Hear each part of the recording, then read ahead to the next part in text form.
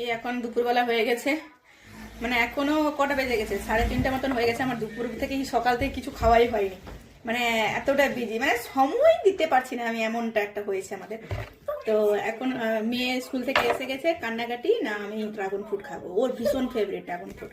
এই যে এটা পিঙ্ক কালারটা ওর বেশি ফেভারিট। তো আমাদের এখানে ড্রাগন ফ্রুটের প্রচুর দাম, তো আপনাদের ওখানে ড্রাগন ফ্রুটের দাম কত কমেন্টে জানাবেন।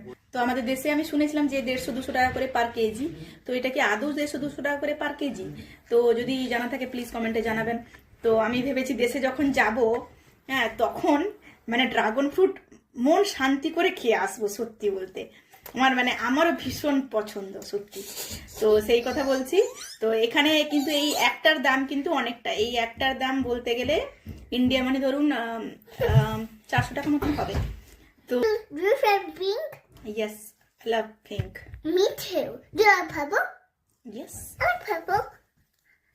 এই যে হয়ে গেছে। কি মজা লাগে দেখতে, দেখতে যতটা সুন্দর লাগে খেতে আমার তো মনে আরো বেশি ভালো লাগে।